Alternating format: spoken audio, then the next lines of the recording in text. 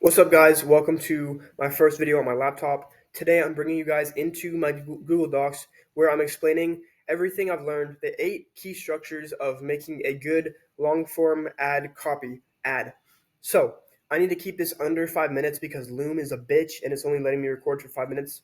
So we're going to jump right into it. We have hook, identification, amplification, product discovery, unique problem mechanism, unique solution mechanism, transformation, call to action, blah, blah, blah. So you can pause the video and read it yourself, or you can let me explain it. So here we go first.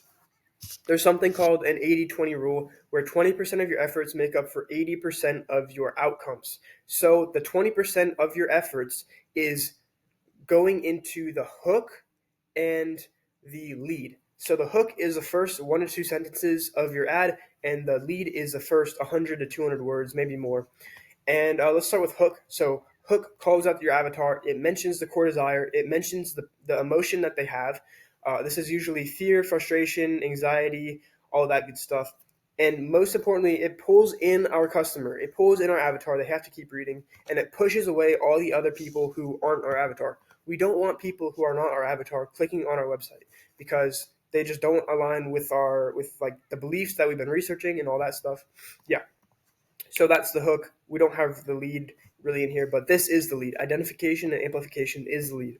So identification shows exactly what their life is right now. It does not mention products or solutions, and it relates emotionally and situationally with the customer. So you mention you get all this information from your avatar deep research. So you talk about the emotions that they're feeling, you talk about the situations that they've been through, and you just can relate as much as possible to the avatar, and people buy when they feel related to and understood, so that's why you're doing identification. Next, amplification. This is called twisting the knife, punching the customer in the gut.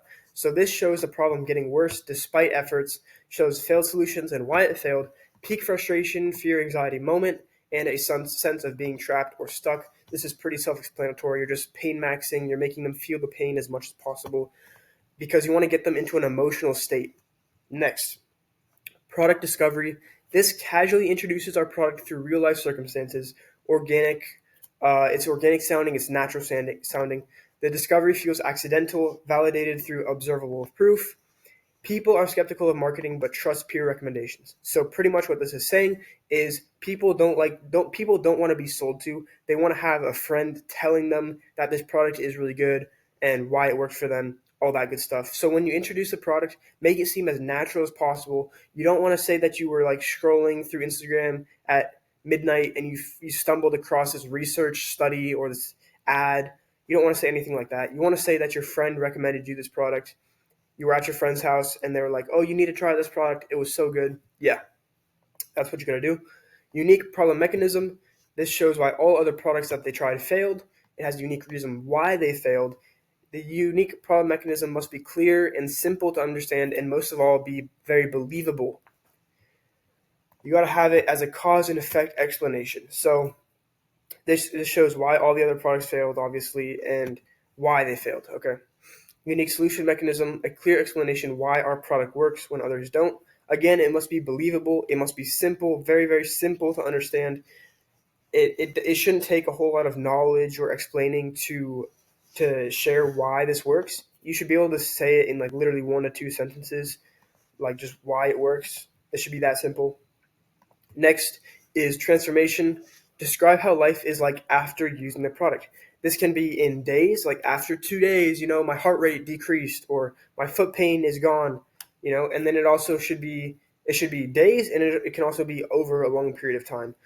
I can finally go on hikes again because my foot pain is fine. Emotional payoff. This is transformation. Yeah, emotional payoff. I can finally sleep. My fear is gone. That's important. Lastly, the call to action.